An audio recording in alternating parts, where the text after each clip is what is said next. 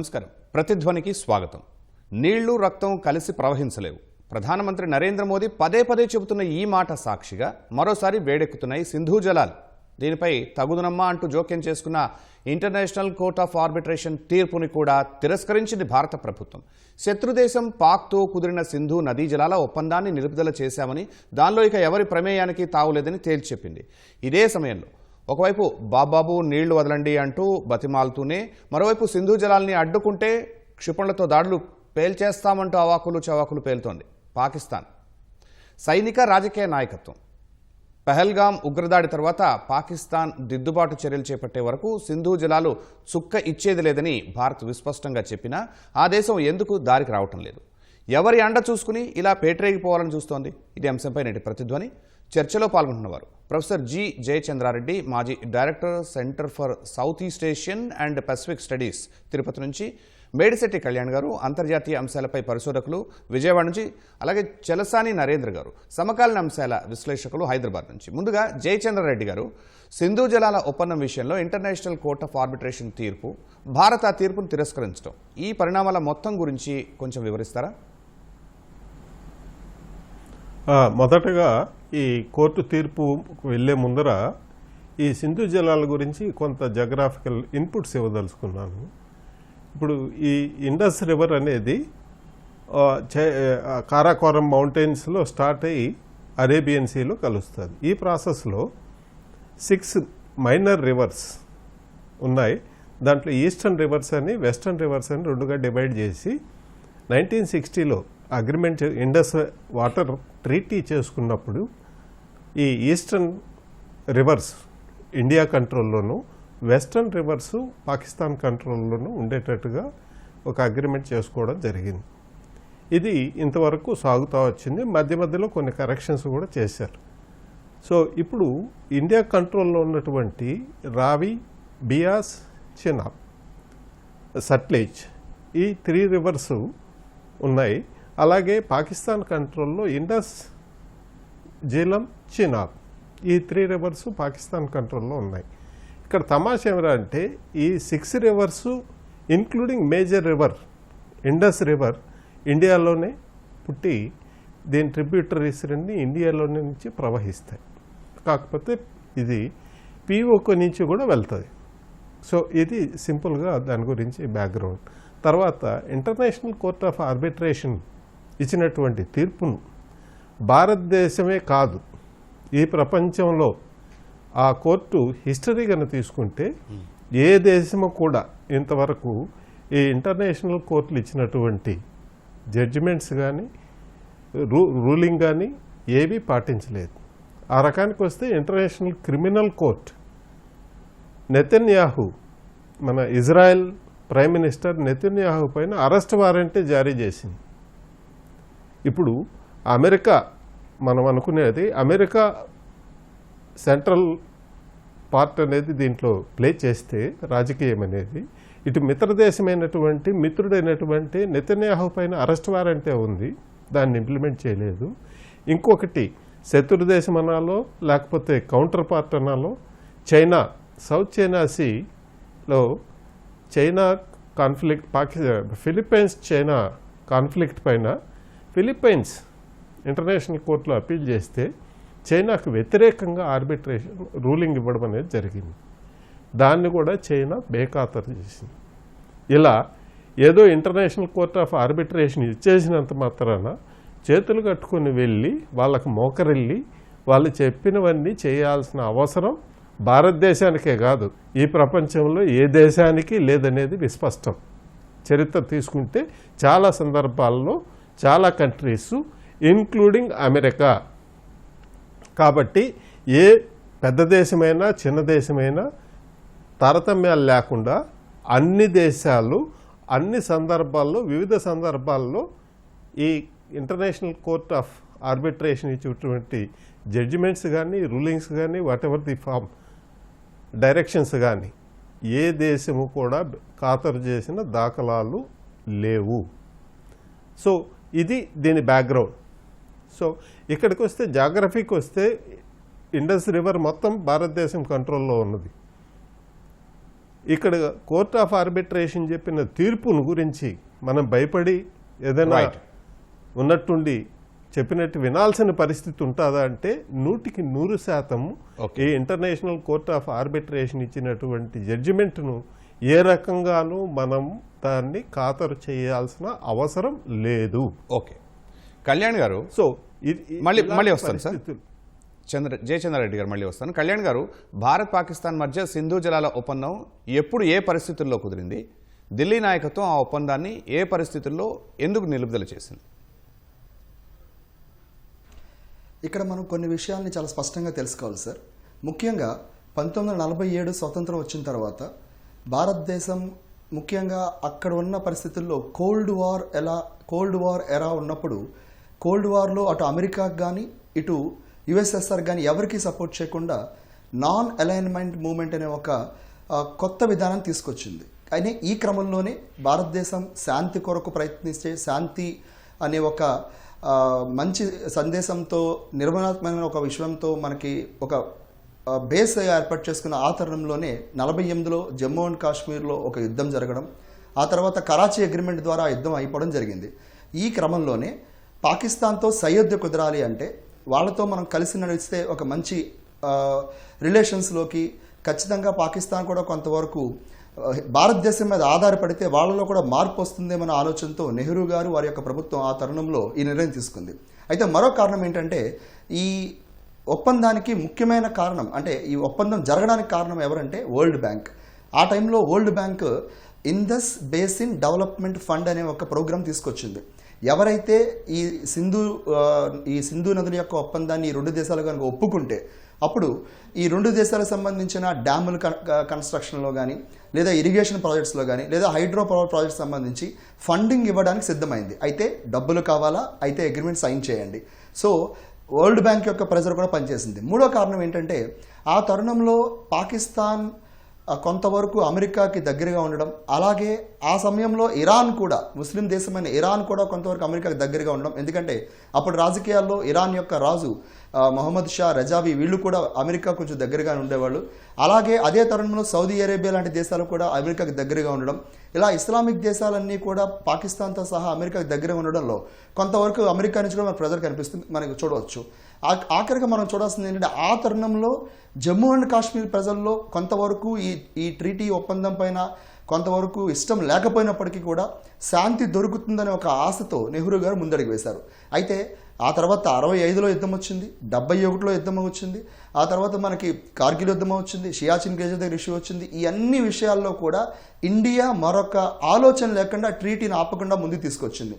అయితే ఊరి అటాక్ జరిగిన తర్వాత, పుల్వామా అటాక్ జరిగిన తర్వాత కొంతవరకు ట్రీటీ పైన ఆపేయాలనే ఆలోచన వచ్చినప్పటికీ కూడా పాకిస్తాన్ మన మీద ఆధారపడి ఉంది, పాకిస్తాన్ ప్రజలు మన నదుల మీద ఆధారపడి ఉన్నారనే ఒక మంచి కారణంతో భారతదేశం ఈ నిర్ణయం తీసుకుంది. కానీ ఏ నిర్ణయానికైనా సరే ఒక లిమిట్ అంటూ ఉంటుంది. ఏ కష్టానికైనా లిమిట్ ఉంటుంది, సుఖానికైనా లిమిట్ ఉంటుంది. అలాంటిది పాకిస్తాన్ పదే పదే కూడా కవ్వింపు చర్యలు చేయడం, తీవ్రవాదాన్ని పెంచి పోషించడం, భారతదేశాన్ని వ్యతిరేకంగా కార్యకలాపాలు చేయడం ఇదంతా కూడా చూసిన తర్వాత భారతదేశం నిలిపివేయడానికి ఇప్పుడు మనకి స్టెప్ తీసుకున్నట్టుగా కనిపిస్తుంది సార్. రైట్. నరేంద్ర గారు, భారతదేశంలో పొరుగు దేశం నుంచి తీవ్రవాదులు వచ్చి అమాయకులను బలి తీసుకున్నారు. దానిపై భారత ప్రభుత్వం దాయాది దేశానికి నదీ జలాలు ఆఫ్ చేయాలని నిర్ణయం తీసుకుంది. ఈ విషయంలో అంతర్జాతీయ న్యాయస్థానం జోక్యం చేసుకోవచ్చా? మన విదేశీ వ్యవహారాలు నిర్ణయాల విషయంలో అది ఎంతవరకు సమంజసం? ఇది అసలు అంతర్జాతీయ న్యాయస్థానం కాదండి. ముందు అసలు ఇది ఐక్యరాజ్య సమితి ఆధీనంలో పనిచేసేటువంటి న్యాయస్థానం కాదు. ఐక్యరాజ్య సమితి లాంటి అంతర్జాతీయంగా అన్ని ప్రభుత్వాలు కలిపినటువంటి బాడీస్కే ఇవాళ వాటి యొక్క తీర్మానాలకి లూ లేకుండా పోయింది. ఇది ఒక ఆర్బిట్రేషన్ చేయడానికి, ఒక పంచాయతీ జరుపుకోవడానికి పరస్పరం అంగీకారంతో దేశాలు ఏర్పాటు చేసుకున్నటువంటి ఒక ట్రిబ్యునల్ లాంటిది ఇది. ఆ ట్రిబ్యునల్ యొక్క ఆధిపత్యం, దాని యొక్క మనుగడ గురించి భారతదేశం మొదటగాంచి ప్రశ్నిస్తుంది. కాబట్టి ఒక దేశం గనక ఆ ట్రిబ్యునల్ మీద విశ్వాసం లేనప్పుడు ఆటోమేటిక్గా ఆ ట్రిబ్యునల్ యొక్క విచారణ పరిధి కూడా, అధికారం కూడా దానికి ప్రశ్నార్థకం అవుతుంది. కాబట్టి ఈ ట్రిబ్యునల్ ఈ విషయాన్ని విచారించడాన్ని భారతదేశం మొదటగాంచి ప్రశ్నిస్తుంది. కాబట్టి దీనికి చట్టబద్ధత కానీ, అంతర్జాతీయ న్యాయ సూత్రాలు, ఒడంబడికలకు సంబంధించినటువంటి ఒక అధికారం కానీ ఏమీ లేదని చెప్పవచ్చు. అయితే ఈ యొక్క సింధు నదీ జలాల ఒప్పందంలోనే ఇలాంటి వివాదాలు తల ఎత్తితే ఏం చేయాలనే దాని మీద 3 మార్గాలు ఉన్నాయి. అది మూడోది చివరిసారిగా ఆర్బిట్రేషన్కి వెళ్ళాలి. మొదట 2 అయిన తర్వాత మొదటగా 2 దేశాల యొక్క చెందినటువంటి కమిషనర్లు ఉంటారు. ఆ కమిషనర్లు పరస్పరం కూర్చుని చర్చించి వివాద పరిష్కారం కోసం చూసుకోవాలి. ఆ 2వ స్థాయిలో పరస్పరం అంగీకారయోగ్యమైనటువంటి ఒక నిపుణుని నియమించినప్పుడు ఆ నిపుణుని చెప్పినప్పుడు చూడాలి. ఆ తర్వాత 3వసారి ఇక్కడ కూడా కుదరకపోతే ఆర్బిట్రేషన్కి వెళ్ళాలి. అయితే ఇవాళ ఏదైతే ఆర్బిట్రేషన్కి వెళ్ళిందో ఇవాళ మనం పహల్గామ్ దాడి తర్వాత సింధు జలాల యొక్క ఒప్పందం అమలును భారతదేశం నిలిపివేసినటువంటి ప్రకటన తర్వాత వచ్చింది కాదు. ఇది 2002లో ఒక నది మీద భారతదేశం ఒక హైడ్రల్ ప్రాజెక్ట్ కడుతుంటే దానిని అభ్యంతరం చేస్తూ పాకిస్తాను నేరుగా మొదట 2 ప్రాసెస్ లేకుండా ఈ ఆర్బిట్రేషన్కి వెళ్ళింది. కాబట్టి ఆర్బిట్రేషన్ ఈ విషయం చేపట్టాన్ని మొదట కాంచి భారతదేశం వ్యతిరేకిస్తుంది. కాబట్టి దీన్ని భారతదేశం అంగీకరించేటువంటి ప్రశ్న లేదని మొదట్లోనే చెబుతుంది 3 సంవత్సరాలుగా. కాబట్టి ఇవాళ దీని యొక్క చట్టబద్ధత ప్రశ్నార్థకం. అది అసలు ఈ నదీ జలాలు అనేది ఒక నదుల యొక్క ప్రవాహాన్ని ఆపటం అనేది ఎవరికి సాధ్యం కాదు. కేవలం అది సింధు నదీ జలాల యొక్క ఒప్పందం అనేది ప్రపంచంలోనే ఒక చరిత్రాత్మకమైనది. ఎక్కడైనా సరే నదుల యొక్క నదీ జలాల్లో కొంత వాటాని ఇటు పంచుతారు. కానీ ఇక్కడ కొన్ని నదుల్ని 3 నదులు పాకిస్తాన్కి 3 నదులకు భారతదేశానికి పంచుతూ ఇది ఈ 2 దేశాల ప్రభుత్వాల యొక్క ప్రమేయంతో జోక్యంతో కాకుండా ఆనాడు వరల్డ్ బ్యాంక్ వాళ్ళు ఈ నదీల మీద ప్రాజెక్టులు కట్టడానికి ఫండింగ్ ఇవ్వడానికి ఒక షరతుగా 9 సంవత్సరాల పాటు 2 దేశాలతో సంప్రదింపులు జరిపి వరల్డ్ బ్యాంక్ యొక్క ప్రమేయంతో ఒత్తిడితో కుదిరించిన ఒప్పందం ఒకటి ఇది. గతంలో 1950 ప్రాంతంలో కూడా ఇదే విధంగా ఈ నదీ జలాల వివాదం ఏర్పడినప్పుడు భారతదేశం ఒక కాలువలో నీళ్లు వెళ్లకుండా ఆపేసింది కొద్ది కాలం. ఆపేసినప్పుడు అప్పుడు కూడా ఇలాంటి సమస్యలు ఏర్పాటు చేస్తున్నాయి. అయితే ఒక డ్రైనేజీ కెనాల్ను ఒక చెరువును ఆపినట్టు మన నదీ జలాలు అనే విధంగా ఆపలేము. కొంతకాలం ఇబ్బందులు కలిగించవచ్చు 2 వైపులా కూడా. రైట్. జయచంద్రారెడ్డి గారు, భారత ప్రధానమంత్రి నరేంద్ర మోదీ నీళ్లు రక్తం కలిసి ప్రవహించలేవని సింధు జలాల విషయంలో పదే చెప్తున్నారు. అయినా శత్రుదేశం ఎందుకు బుద్ధి తెచ్చుకోవడం లేదు? ఇక్కడ మనం ఆలోచించాల్సింది ఏంటంటే పాకిస్తాన్ పరిస్థితి, మనం దీనికి ఆన్సర్ చెప్పాలంటే పాకిస్తాన్ పొలిటికల్ స్ట్రక్చర్ అనేది ఒకసారి ఆలోచించాలి. ఇప్పుడు జగమెరిగిన సత్యం, పాకిస్తాన్ ఒకానొక దశలో అమెరికానే ఆ స్టాంప్ ఇచ్చింది దానికి, ఆ కీర్తి, రోగ్ కంట్రీ అని. ఇప్పుడు అక్కడ ఉన్నటువంటి పొలిటికల్ సిచ్యువేషన్ చూస్తే ప్రజలు ఎప్పుడు ఓట్లేస్తారు, ఎవరు అధికారంలో కూర్చుంటారు, ఆ అధికారంలో కూర్చున్న వాళ్ళు ప్రధానమంత్రిగానో రాష్ట్రపతులుగానో ఎంతకాలం ఉంటారు, ఈ ఆర్మీ వాళ్ళు ఎప్పుడు వాళ్ళను లాగేసి వాళ్ళ స్థానంలో వీళ్ళు కూర్చుంటారు, ఇది పాకిస్తాన్లో ఉన్న ఓటర్స్కు తెలియదు, రాజకీయ నాయకులకు తెలియదు, ఇంత పని చేసేటటువంటి మిలిటరీ ఆఫీసర్స్కు తెలియదు. సో ఇంత అనిశ్చితమైన పరిస్థితిలో ఉన్నటువంటి ఇది ఒకటి. నెక్స్ట్ ఆర్థిక పరిస్థితుల్లోకి వెళితే పాకిస్తాన్లో ప్రజలు దుర్భరమైన పరిస్థితులను ఎదుర్కొంటున్నారు. వీళ్ళు అనొచ్చగానే పాకిస్తాన్ ప్రజలకు ఒక్కసారి ఓపెన్ ఆఫర్గా ఇస్తే పాకిస్తాన్ పాలకులు ప్రతి ఒక్కరూ ఇండియాలోకి వచ్చేసేదానికి రెడీగా ఉన్నారు. అది పాకిస్తాన్ ప్రజల యాటిట్యూడ్. సో ఇంత గందరగోళంగా ఉన్నటువంటి ఒక దేశంతో భారతదేశం లాంటి ఒక శాంతి కాముక దేశం పక్క దయాదుల దేశాలుగా 2 కలిసిమెలిసి పనిచేయడం అనేది చాలా కష్టమైన పరిస్థితి. వాళ్ళకు రాజకీయ అవసరాల కోసం భారతదేశం పైన దుమ్మెత్తిపోయడం అనేది మనం ఎప్పటి నుంచో చూస్తున్నాం. డివైడ్ ఎప్పటి నుంచి ఇప్పటి వరకు కూడా. పాకిస్తాన్లో ఎన్నికలు వచ్చాయంటే వాళ్ళ క్యాన్వాసింగ్ వాళ్ళ అపోజిషన్ పార్టీస్ పైన ఉండదు, భారతదేశం పైన క్యాంపెయిన్ చేయడం అనేది ఎక్కువ ఉంటుంది. ఈ రకంగా మనం భారతదేశాన్ని ఒక బూచిలాగా చూపెట్టి పబ్బం గడుపుకోవడం అక్కడ నాయకులకు కానీ ప్రభుత్వాలకు కానీ అలవాటు అయిపోయింది. ఇప్పుడు అది కాస్త పెరిగి మన ట్రంప్ గారి చొరవతో పుణ్యమాని ఈ సింధూర్ ఆపరేషన్ జరగడంతో దీన్ని నేనే ఆపేశానని ఆయన చెప్పడం, అది భారతదేశం నాయకత్వానికి కొంచెం ఇబ్బందికరమైన పరిస్థితి. ఆయన చెప్పాడో లేదనేది పక్కన పెడితే ఓకే వేరే దేశంలో తలదొర్చడం అనేది ఇంటర్నల్ మ్యాటర్స్లో అది పద్ధతి కాదు. ఆ ఇంగిత జ్ఞానం కూడా లేనటువంటి అమెరికా అధ్యక్షుడు ఆ స్టేట్మెంట్ ఇవ్వడంతో భారతదేశం అమెరికా సంబంధాలు పెడిసికొట్టాయి. ఇంకొక కక్కుర్తి, ఆయనకు కీర్తి కక్కుర్తి ఎక్కువ ట్రంప్ గారికి. ఈ ప్రపంచంలో ఏ మూల ఏం జరిగినా దాన్ని ఆపడం, కంట్రోల్ చేయడం నేనే చేశాననేది ఆయన చేయాలి. ఇండియా పాకిస్తాన్ యుద్ధాన్ని ఆపేశాడు, రష్యా ఉక్రెయిన్ వార్ని నేనే ఆపేస్తాను, సిరియాలో జరిగే యుద్ధాన్ని నేనే ఆపేస్తాను, ఇలా ప్రతి ఒక్క చోట వేలు పెట్టి రైట్ సార్ కెలకడం అనేది అతనికి అలవాటు అయిపోయింది. ఓకే ఈ ప్రాసెస్లో జరిగింది ఏంటంటే మన భారతదేశం పైన ఒక రకంగా కత్తి కట్టడం జరిగింది. మన వాళ్ళు ఓపెన్గా చెప్పేశారు అమెరికా ఇన్వాల్వ్మెంట్ అనేది లేదు, పాకిస్తాన్ ఇండియా రెండు మాట్లాడుకొని సీజ్ ఫైర్కి మేము ఒప్పుకున్నామనే విషయాన్ని కేటగారికల్గా చెప్తే ఇప్పుడు ఈ సింధూర్ ఆపరేషన్ తర్వాత జరిగినటువంటి ఇండస్ వ్యాలీ ట్రీట్మెంట్ను, వాటర్ ట్రీట్మెంట్ను అబేయన్స్లో పెట్టడం, తద్వారా రాజకీయ ఒత్తిళ్లు రావడం, అప్పుడు మోడీ గారు క్లియర్గా చెప్పడం జరిగింది, అటువైపు ఏమో రక్తం కావాలి, ఇటువైపునేంచి నీళ్లు కావాలి. ఈ రక్తం కావాలని రుచి చూసే వాళ్లకు నీళ్లు ఎలా ఇచ్చి మేము పెంచి పోషించగలము, ఇక్కడ దాన్ని బ్లడ్ అండ్ వాటర్ అనేది మనం కాన్సెప్ట్ అర్థం చేసుకోవాల్సింది. రైట్ సార్ ఈ వాటర్ మనమేమో శాంతియుతంగా వాళ్ళు బ్రతకడానికి ఇస్తున్నాం, వాళ్ళు మనం ఇచ్చిన వాటర్తో బ్రతకడం కాదు కదా, మనల్ని నాశనం చేయడానికి ప్రయత్నిస్తున్నారు. ఇలాంటి పాలకులు ఇంకా అర్థం చేసుకోవాలి అనేది ముఖ్య ఉద్దేశం. Right sir right. కళ్యాణ్ గారు, ఇదే విషయంలో పాక్ సైనిక రాజకీయ నాయకత్వం కూడా నోరు పారేసుకుంటోంది. సింధుపై ఆనకట్టలు కడితే క్షిపణులతో పేల్చేస్తామని బెదిరించడాన్ని ఎలా చూడాలి?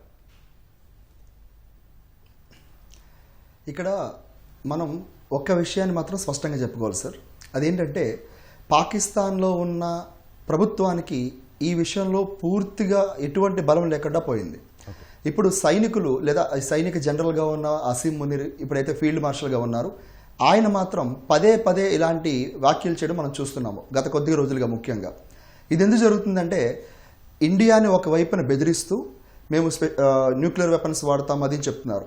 దీనికి మన విషయంలో ఏంటంటే మనం రెండో పోఖ్రాన్ టెస్ట్ జరిగిన తర్వాత అటల్ బిహారీ వాజ్పేయి గారి యొక్క నేతృత్వంలో మనం ఒక న్యూక్లియర్ డాక్టర్ని అనౌన్స్ చేసుకున్నాము. No first use policy.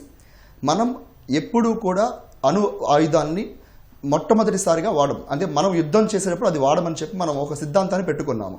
పాకిస్తాన్కి ఇలాంటి సిద్ధాంతం లేదు. సో ఇలాంటి భయపెడుతూ ఉంటారు. కానీ ఒక విషయం మనం స్పష్టం చేసుకోవాలి, పాకిస్తాన్ దగ్గర ఉన్న మిజైల్స్ కానీ పాకిస్తాన్ దగ్గర ఉన్న ఎక్విప్మెంట్స్ కానీ ఇవన్నీ కూడా ఆపరేషన్ సింధూర్లో సబ్స్టాండర్డ్ అని చెప్పి నిరూపితమయ్యాయి. మన S-400 కానీ, మన ఆకాష్ కానీ, మన బ్రహ్మోస్ కానీ ఇవన్నీ కూడా యుద్ధంలో ఎంతవరకు క్యాపబుల్ అనే దానిపైన స్పష్టత ప్రపంచానికి తెలిసింది. రెండోది ఏంటంటే ఇండియాని బెదిరించడం అనేది ఇది కొత్త కాదు, పాకిస్తాన్ చాలాసార్లు నుంచి బెదిరిస్తూనే ఉంది. అయినప్పటికీ కూడా ఇండియా ఎప్పటికప్పుడు సమర్థవంతంగా ఢీకొంటూ వచ్చింది. 1948లో 65 యుద్ధంలో కానీ, ఆ తర్వాత 71 యుద్ధంలో కానీ, ఏ యుద్ధం చూసినా సరే, ఆ తర్వాత సర్జికల్ స్ట్రైక్స్ మనం 2019 చూసినా సరే, ఎప్పుడూ కూడా పాకిస్తాన్ యొక్క బెదిరింపులకు కానీ, పాకిస్తాన్ ఇచ్చే కొన్ని హెచ్చరికలు కానీ భారతదేశం వినాల్సిన అవసరం లేదు. అదే పరిస్థితుల్లో భారతదేశం అసలు వాటి గురించి కేర్ చేసే అవసరం లేదు. కానీ ఇక్కడ సందర్భం కొంచెం వేరుగా కనిపిస్తుంది. అదేంటంటే పాకిస్తాన్కి ముఖ్యంగా ఈ అసీం మునీర్కి ఎక్కువ ఇంపార్టెన్స్ డొనాల్డ్ ట్రంప్ గారు ఇవ్వడం జరుగుతుంది. దీనికి డొనాల్డ్ ట్రంప్ గారి యొక్క ఈక్వేషన్ ఏంటంటే అమెరికాకి సంబంధించిన ఆయుధ కర్మాగారు కానీ, అమెరికాకి సంబంధించిన సైనికులు కానీ ఇప్పుడు మిడిల్ ఈస్ట్ ముఖ్యంగా ఇరాన్ కానీ, సిరియా ప్రాంతాల్లో కానీ ఉండడానికి కొంతవరకు ఖర్చుతో కూడుకున్న విషయం. దాదాపుగా సంవత్సరానికి $50 బిలియన్ వాళ్ళు ఖర్చు పెడుతున్నారని మనకు అంచనా చేస్తుంది. ఆ ఖర్చు తగ్గించడానికి వాళ్ళకి కొంతమంది తక్కువ ఖర్చుతో వచ్చే సైన్యం కావాలి. అలాగే వాళ్ళ యొక్క అమెరికాకి సంబంధించిన మిలిటరీ అసెట్స్ కానీ లేకపోతే ఇలాంటివి చూసుకోవడానికి కొంతమంది వాళ్ళకి కావలసిన వ్యక్తులు కావాలి. కాబట్టి ఇప్పుడు పాకిస్తాన్తో ఒక రిలేషన్ మెయింటైన్ చేస్తున్నారు. అలాగే పాకిస్తాన్కి చేరుకున్న మరొక బలం ఏంటంటే ఇరాన్తో బార్డర్ షేర్ చేసుకోవడం.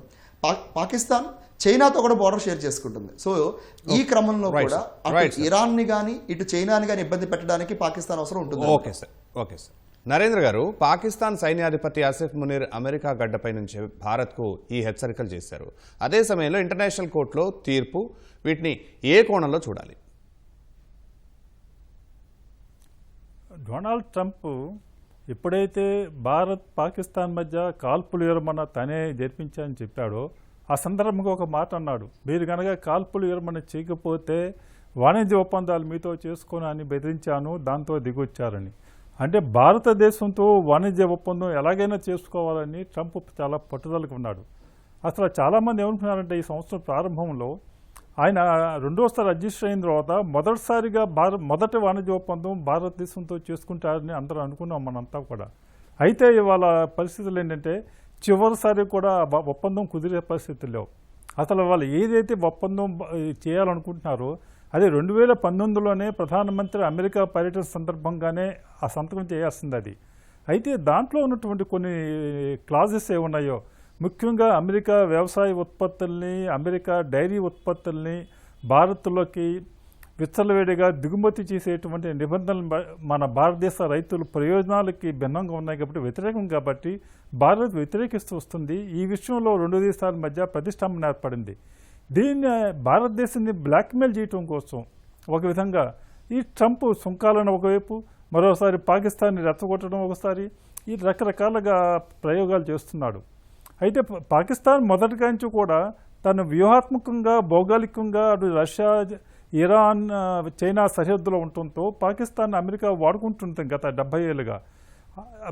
జనరల్గా పాకిస్తాన్ యొక్క రాజకీయ నాయకత్వంతో సంబంధాలు అమెరికా అధ్యక్షులు ఉంటాయి, కానీ మొదటిసారిగా నేరుగా పాకిస్తాన్ సైన్యాధిపతితో ఈ అసీం మునీర్ ఉన్నారంటే వాళ్ళ పాకిస్తాన్లో ఒక కీలుబొమ్మ ప్రభుత్వం ఉంది. అసలైన పెత్తనం, అధికారం అంతా కూడా అసీం మునీర్ చేతుల్లోనే ఉంది. అతను నేరుగా అమెరికా వైట్ హౌస్కి వెళ్ళి అమెరికా అధ్యక్షుడితో విందు అరగించి మరి ఇలాంటి ప్రకటనలు చేయటం అంటే ఈ విధంగా భారతదేశాన్ని సవాల్ చేసే విధంగా, అవమానపరిచే విధంగా ట్రంప్ వ్యవహరిస్తున్నాడు. దాన్ని భారతదేశం ఏ విధంగా తిప్పికొడుతుంది? అందుకునే ఇవాళ నిన్న ప్రధానమంత్రి చైనాకి వెళ్ళబోవటం, రష్యా అధ్యక్షుడితో ఫోన్లో మాట్లాడటం, రష్యా, చైనా, భారతదేశం కలిసి గతంలో 3 కూటమిగా ఏర్పడాలని గతంలో ఎప్పటి నుంచో ప్రతిపాదనలు ఉన్నాయి. దాన్ని మళ్ళీ తెర మీదకి తీసుకురావడం ద్వారా అమెరికా దూకుడికి కట్టడి వేసేటువంటి ప్రయత్నాలు మనవంతు ఒకవైపు జరుగుతున్నాయి. ఇవన్నీ కూడా అంతర్జాతీయ భౌగోళిక రాజకీయాల్లో అమెరికా భారతదేశం ఒత్తిడి తేవడం కోసం పాకిస్తాన్ సైన్యాధిపతిని, పాకిస్తాన్ యొక్క మొత్తం ఉన్నటువంటి వివాదాలని ఉపయోగించుకునే ప్రయత్నం చేస్తున్నట్లు ఇవన్నీ మనకు కనిపిస్తున్నాయి. ఓకే, జయచంద్రారెడ్డి గారు, ఇప్పుడు భారత్ ముందున్న మార్గాలు ఏంటి? అసలు పాకిస్తాన్ సైనిక రాజకీయ నాయకత్వం ఒత్తిళ్లకు తలొగ్గాల, ఆ తీర్పుని అమలు చేయాలా, అమలు చేయకపోతే ఏంటి? ప్రస్తుతం మీరు చెప్పినట్లు భారతదేశం ముందర చాలా ఆప్షన్స్ ఉన్నాయి. ఇప్పటికే మనం ముఖ్యమైన ఆప్షన్స్ అన్ని మనం వాడుకోవడం జరిగింది. ఒకటి, మన డిమాండ్ ఒకటి, Pakistan infiltration activities, terrorist activities ఆపేయడం అనేది ఒకే ఒక అజెండా మన దగ్గర ఉన్నది. ఇంకా వేరే ఏం లేవు. పాకిస్తాన్తో మనం కలిసి పనిచేయడానికి ఎప్పుడూ రెడీగా ఉన్నాం. కానీ పాకిస్తాన్ చేయాల్సిన పని ఒకటి, టెర్రరిస్టులను ఇండియా వైపు రెచ్చగొట్టి పంపకుండా ఆపడం ఒకటే మనం డిమాండ్ చేస్తున్నాం. ఇప్పుడు పాకిస్తాన్ అలా చేయలేనప్పుడు మన దగ్గర ఎన్ని ఆప్షన్స్ ఉన్నాయో అన్నీ మనం వాడుకోక తప్పదు. దాంట్లో ఇరు దేశాల మధ్య ఎలాంటి ఇబ్బందులు వచ్చినా మొట్టమొదటగా మనం తీసుకోవాల్సిన చర్య ఏదంటే దౌత్యపరమైనటువంటి చర్యలు తీసుకోవాలి. ఈ దౌత్యపరమైనటువంటి చర్యలు అనేటివి ఇవి కూడా సిచ్యువేషన్ బట్టి, ఒకవేళ కొంత టెర్రరిస్ట్ యాక్టివిటీస్, మొన్న టెర్రరిస్ట్ యాక్టివిటీస్ జరిగినప్పుడు దౌత్యపరమైనటువంటి అవకాశాలు లేకుండా పోయాయి. భారతదేశం పైన అటాక్ చేశారు, 26 మందిని చంపేశారు. ఇంకా దౌత్యపరమైనటువంటి చర్యలకు అవకాశమే లేకుండా పోయాయి. ఇలా సందర్భాన్ని బట్టి ఇరు దేశాల మధ్య ఏదైనా వివాదం తలెత్తినప్పుడు మొట్టమొదటగా జరిగేది దౌత్యపరమైనటువంటి చర్య. దానికి కాకపోతే సైనిక చర్య తీసుకోవడం జరుగుతుంది. ఇప్పుడు అలాగే దౌత్యపరమైనది అవకాశమే లేకుండా చేశారు కాబట్టి సైనిక చర్య తీసుకున్నాం. తద్వారా పాకిస్తాన్ లొంగ తీసుకోవడం జరిగింది, తద్వారా వాళ్ళు చేతులు ఎత్తేయడం జరిగింది. ఇప్పుడు అలా కాకుండా ఇప్పుడు అంతర్జాతీయ స్థాయిలో సీజ్ ఫైర్, పేరుకేమో యుద్ధం అనేది ఆపేయమని సీజ్ ఫైర్కు ఒప్పుకొని, ఇంకోవైపు అమెరికా అండ చూసుకొని పాకిస్తాన్ అంతర్జాతీయ స్థాయిలో వివిధ స్థాయిల్లో భారతదేశం పైన బురద జల్లడం తప్ప, అది యునైటెడ్ నేషన్స్ జనరల్ సెక్యూరిటీ కౌన్సిల్లో కావచ్చు, వివిధ ప్లాట్ఫామ్స్లో, లేదా అమెరికా విజిట్ చేసినప్పుడు కావచ్చు, ఇటు సైనిక ఆఫీసర్లు కానీ అలాగే పొలిటికల్ లీడర్స్ కానీ, ప్రెసిడెంట్ స్థాయిలో ఫారిన్ మినిస్టర్ కానీ, ప్రైమ్ మినిస్టర్ కానీ, వీళ్ళందరూ వివిధ స్థాయిల్లో వివిధ రకాలైనటువంటి రెచ్చగొట్టే ఉపన్యాసాలు, స్టేట్మెంట్స్ ఇవ్వడం మనం గమనిస్తున్నాం. ఇవి మనకు సామెత ఉంది, తిట్లకు ఉట్లు తెగబోను. అలాగే ఈ పాకిస్తాన్ ఆర్మీ అధికారులు కానీ, రాజకీయ నాయకులు కానీ ఎన్ని రకాలైనటువంటి తిట్ల పురాణం మొదలుపెట్టినా, అంతెందుకు పుల్వామా పైన దాడి చేస్తానే ఇమ్మీడియట్గా ఏం చేశారు, ఇన్ యాంటిసిపేషన్ భారతదేశం డెఫినెట్గా మన పైన దాడి చేస్తాదని ఊహించి భయపెట్టడానికి రక్తాన్ని పారిస్తాం, ఏమి భారతదేశంలో నీరు బదులు రక్తాన్ని పారిస్తామనే స్థాయిలో స్టేట్మెంట్ ఇవ్వడం జరిగింది. అంటే అర్చకుకు కరవదు అని నమ్మచ్చా ఇక్కడ? లేదు. ఎస్, కాబట్టి తప్పనిసరిగా మనకున్న అవకాశాలన్నీ ఎక్సర్సైజ్ చేసాం. ఇంకా ఒకటి ఫుల్ ఫ్లెడ్జ్డ్ వారికి తీసుకుపోవడం తప్ప వేరే మార్గం లేదు. రైట్ అండి. కళ్యాణ్ గారు, సింధు జలాలే లేకపోతే పాకిస్తాన్ పరిస్థితి ఏంటి? ఆ దేశం అసలు మనుగడ సాగించగలదా? ఇప్పటి వరకు సింధు జలాల ఒప్పందం ద్వారా వాళ్ళు ఎలా లబ్ధి పొందుతున్నారు? మనకి 90% సింధు జలాల యొక్క నీరు పాకిస్తాన్కి వెళ్తుందండి. పాకిస్తాన్ పంట పండించుకోవడానికి, పాకిస్తాన్లో ప్రజలు ఆనందంగా భోజనం చేయడానికి సింధు జలాలే కారణం.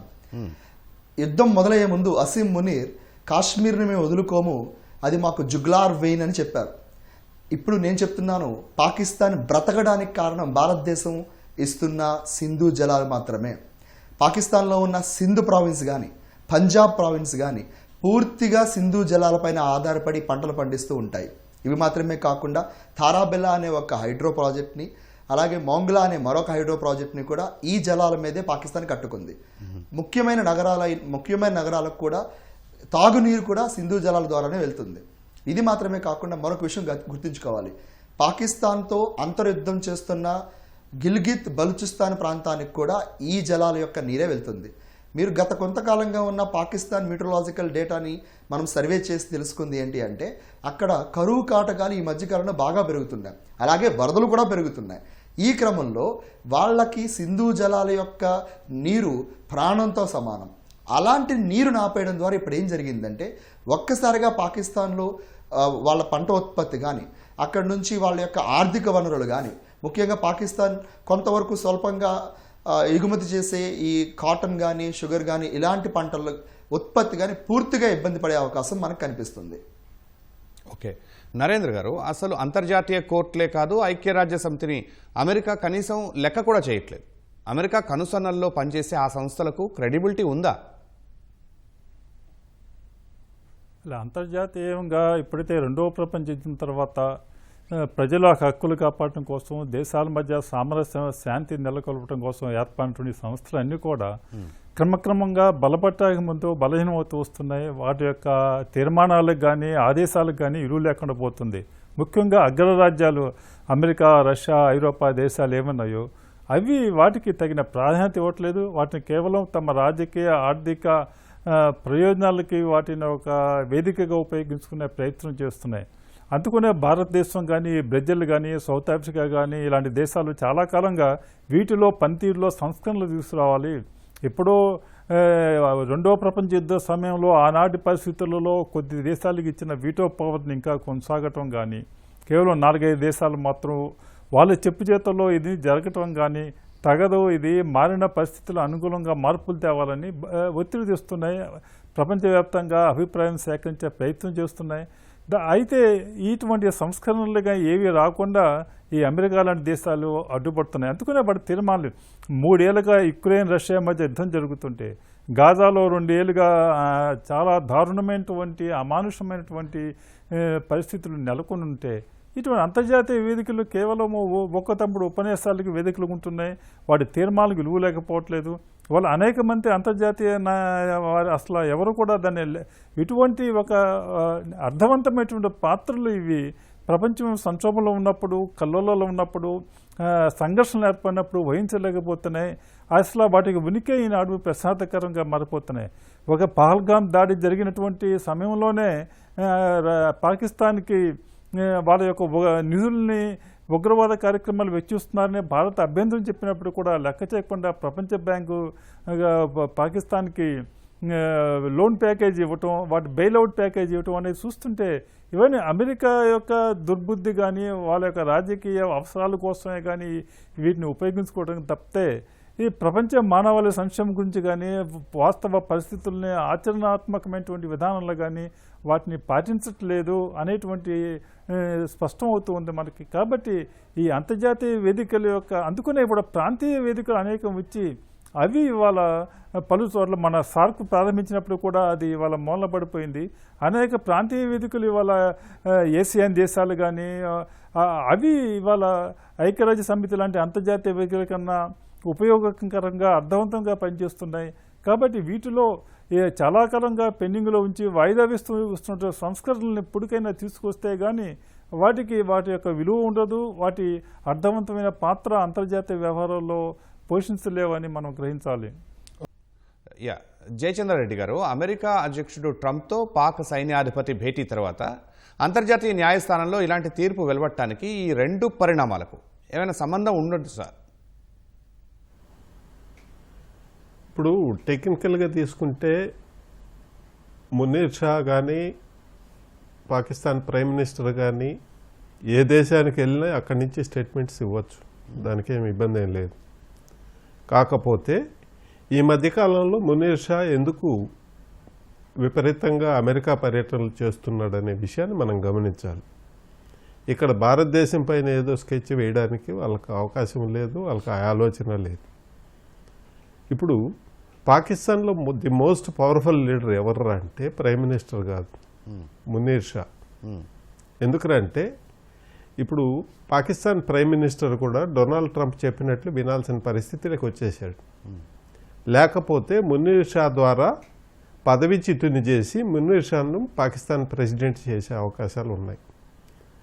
ఇది గమనించిన పాకిస్తాన్ ప్రైమ్ మినిస్టరు ఈ ఆపరేషన్ సింధూర్ అయిపోయిన మరుక్షణమే అతనికి సైనిక హోదా పెంచి అత్యున్నత పదవి కట్టబెట్టడం మనం చూసాం. సో ఇక్కడ పాకిస్తాన్ ప్రైమ్ మినిస్టర్కు క్లియర్గా తెలిసిపోయింది మన సీటు ఎప్పుడు కదులుతుంది అనేది. మునీర్ షా లేని ధైర్యం అనేది వచ్చింది. ఇక్కడ ఎందుకు ఈ విషయం చెప్పాల్సి వచ్చిందిరా అంటే ఆపరేషన్ సింధూర్లో మునీర్ షా అట్టర్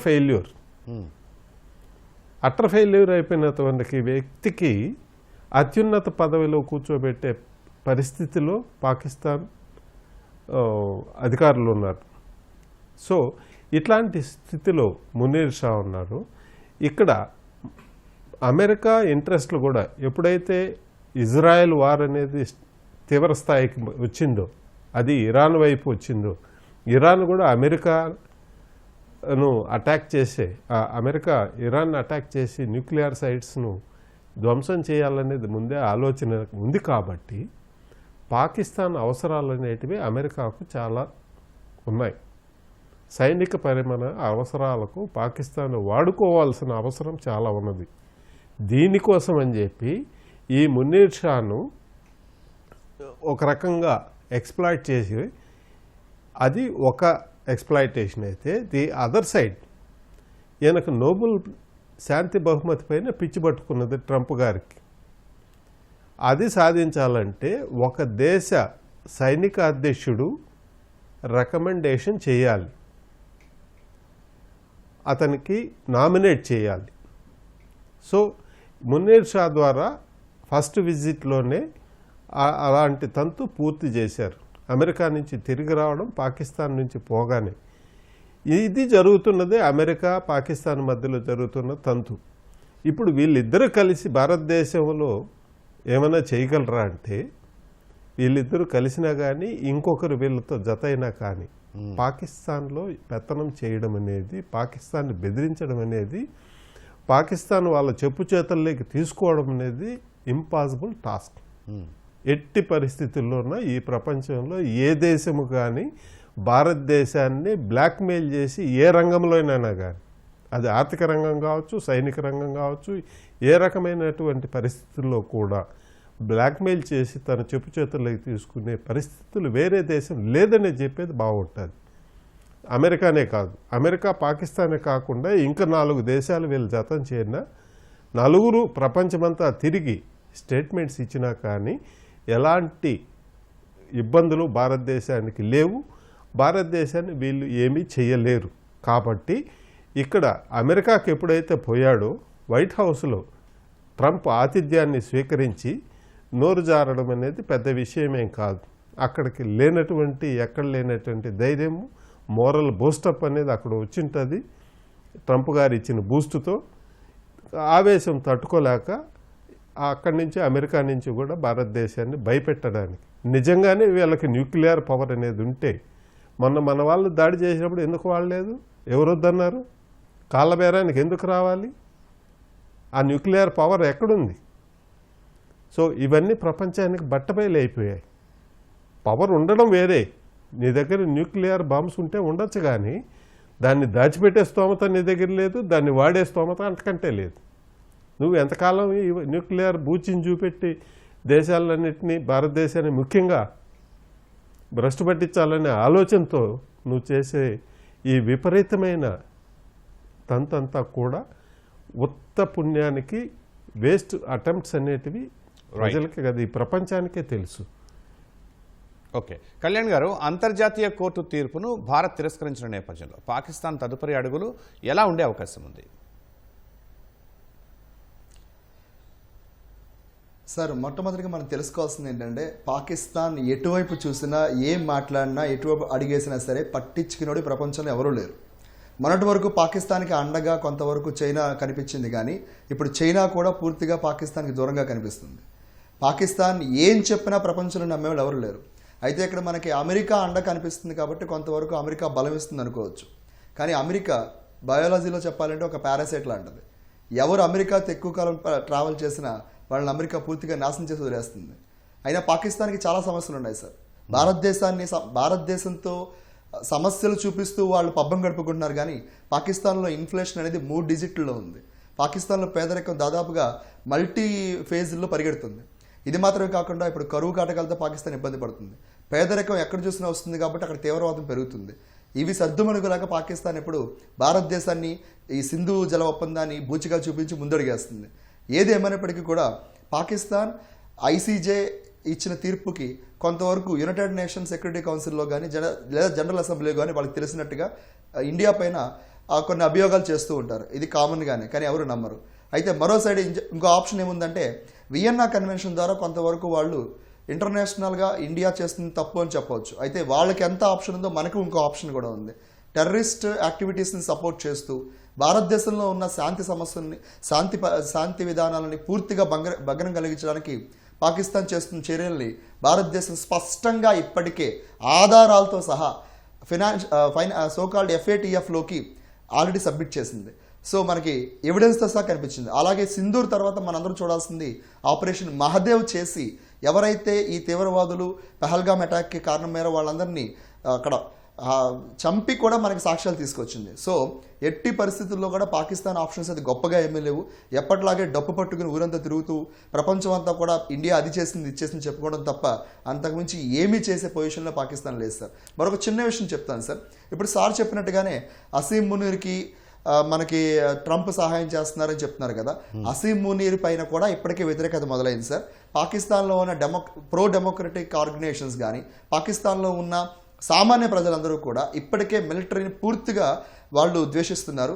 ఇలాంటి తరుణంలో డొనాల్డ్ ట్రంప్తో కలవడం ద్వారా రేపు అనే రోజున మనకి రెడ్డి సార్ చెప్పినట్టుగానే అక్కడ పాకిస్తాన్లో ప్రభుత్వం కూడా మారిపోయే అవకాశం ఉంది. కానీ పాకిస్తాన్ మీద ఉన్న తీవ్రవాద మాతృదేశం అనే ఒక బిరుదుని మార్చే ఇప్పుడు కెపాసిటీ అయితే డొనాల్డ్ ట్రంప్కి లేదు సార్. ఓకే, నరేంద్ర గారు, అంతర్జాతీయ కోర్టు తీర్పును అమలు చేయాల్సిందిగా భారత్పై ట్రంప్ కానీ చైనా కానీ ఒత్తిడి తెచ్చే అవకాశం ఉంటుందా?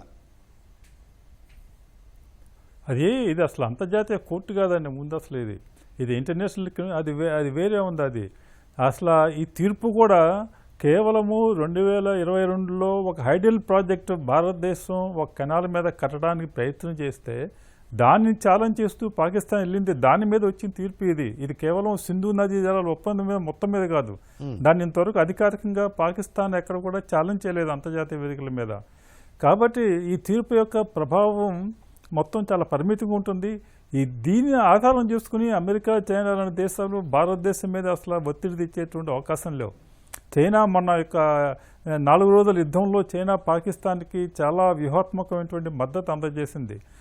అసలు ఆనాడు వాళ్ళ చైనా డైరెక్ట్గా యుద్ధ రంగంలో లేకపోయినప్పటికీ కూడా మన యొక్క సైన్యం కదలికలకు సంబంధించినటువంటి నిఘా సమాచారం మొత్తం కూడా చాలా పకడ్బందీగా ఇచ్చిందని మన సిడిఎస్ అనిల్ చౌహాన్ చెప్పారు.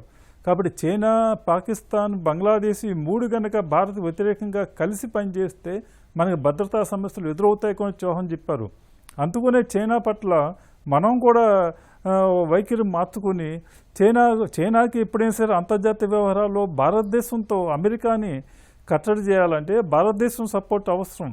కేవలం పాకిస్తాన్ని భారతదేశంతో రెచ్చగొట్టి మన దేశాన్ని ప్రశాంతంగా లేకుండా చేయడం కోసం మాత్రమే పాకిస్తాన్ని చైనా ఉపయోగించుకుంటుంది. ఎందుకంటే అమెరికా చైనా చుట్టూ ఉన్నటువంటి భద్రతా సమస్యలు క్రియేట్ చేయకుండా చేయటం కోసం వాళ్ళకి అమెరికా మీద ఉమ్మడిగా పోరాటం కోసం భారతదేశం వ్యూహాత్మకమైన మద్దతు అవసరం. అందుకనే ఇవాళ ఈ యుద్ధం ఆపరేషన్ సింధూర్ తర్వాత చైనా వైఖరిలో కూడా భారతదేశం వైఖరిలో కూడా పరస్పరం స్పష్టమైన మార్పులు కనిపిస్తున్నాయి. గత 4 రోజుల లోపలనే మన జాతీయ భద్రతా సలహాదారుడు కానీ, మన రక్షణ మంత్రి కానీ, మన విదేశాంగ మంత్రి కానీ చైనాలో పర్యటించారు. మరి ఈ నెలాఖరికి ప్రధానమంత్రి వెళ్ళబోతున్నారు. కాబట్టి అనేకమైనటువంటి మరో ఇంకా రష్యా అధ్యక్షుడు మన దేశం రాబోతున్నారు. వీళ్ళంతా కలిసి వ్యూహాత్మకంగా ఒక కీలకమైనటువంటి నిర్ణయాలు చేసి ప్రవర్తించేటువంటి వ్యవహారం చేసేటువంటి అవకాశం ఉంది. ఇవన్నీ కూడా కాబట్టి ఈ సింధు నదీ జలాల ఒప్పందం అనేది అమెరికా కానీ చైనా కానీ ఇవాళ రోజుల్లో అంత ముఖ్యమైనవి కాదు. వాళ్ళు జోక్యం చేసుకుని భారతదేశం మీద ఒత్తిడి తెస్తారని మనం ఊహించలేము. మరొక చైనాలో బిలాల్ భుట్టో లాంటి వాళ్ళు కానీ సైన్యాధిపతి కానీ రక్తం పారిస్తాం, బాంబులు వేస్తాం, సింధు నది మీద డ్యాములు పగలగొట్టామని ఒక పక్కన చెప్తూనే ఇంకా విదేశాంగ శాఖ మంత్రి వాళ్ళు స్పష్టంగా భారతదేశాన్ని అభ్యర్థిస్తున్నారు, వేడుకుంటున్నారు, ప్రాధాయపడుతున్నారు. మనం మాట్లాడుకుందాం, మాకు జలాలు ఇవ్వండి, నీరు ఇవ్వండి అని వేడుకుంటున్నారు. కాబట్టి ఈ విషయంలో పాకిస్తాన్ కూడా ద్వంద్వ వైఖరి అవలంబిస్తూ భారతదేశాన్ని ఏదో విధంగా బతిమిలాడో నయానో దారిలో తెచ్చుకున్నటువంటి మరొక ప్రయత్నాలు కూడా ప్రారంభించింది ఇప్పటికే. కాబట్టి ఈ విషయం అంతర్జాతీయంగా వేదికల మీద కానీ చైనా, భారత్ పాల్గొని చైనా కానీ అమెరికా కానీ భారతదేశం మీద ఈ విషయం మీద ఒత్తిడి చేస్తాయని కానీ వీటిని మన మీద ఏదో బలప్రయోగం చేస్తాయి కానీ భావించలేం. మరో వంక అసలు ఇలాంటి అంతర్జాతీయ కోర్టు యొక్క తీర్పులకి వీళ్ళ విలువ లేదు. వాళ్ళు రష్యా అధ్యక్షుడి మీద వారెంట్ జారీ చేశారు, ఇజ్రాయెల్ అధ్యక్షుడి మీద వారెంట్ జారీ చేశారు. ఆయన ఏం అమలు చేస్తున్నారు? యుక్రెయిన్ యుద్ధంలో కానీ గాజా యుద్ధంలో కానీ వాళ్ళ యొక్క తీర్పులన్నీ ఏవేని ప్రపంచంలో 1990వ దశకంలో international criminal court of justice ప్రారంభించాలని ఆ రోజు పెద్ద ఎత్తున ఉద్యమాలు చేసి కోరుకున్న వాళ్ళు నేను కూడా ఉన్నాను. అది వస్తే ఏదో ప్రపంచంలో సామూహికమైనటువంటి హింసాకాండ అంతం పలుకుతారనుకున్నాం. కానీ శ్రీలంకలో ఎల్టీటీని వధించిన టైంలో కానీ ప్రపంచంలో అనేక చోట్ల సామూహిక మారణకాండ జరిగిన సంఘటనలో ఎక్కడ కూడా ఈ కోర్టు జోక్యం చేసుకుని వాటిలో నేరస్తుల్ని తీసుకొచ్చి నిలబెట్టి శిక్షలు వేసినటువంటి సంఘటనలు మనకు లేవు. కాబట్టి దాని యొక్క అధికార పరిధి కానీ అది ఒక రాజకీయ వేదికగా మారిపోయింది. దాని గురించి మనం భయపడాల్సిన అవసరం కానీ దాని గురించి లెక్క చేయాల్సిన అవసరం కానీ ఉంటుందని అనుకోను. రైట్ సార్, ధన్యవాదాలు జయచంద్రారెడ్డి గారు, కళ్యాణ్ గారు, నరేంద్ర గారు. ఇది నేటి ప్రతిధ్వని. నమస్కారం.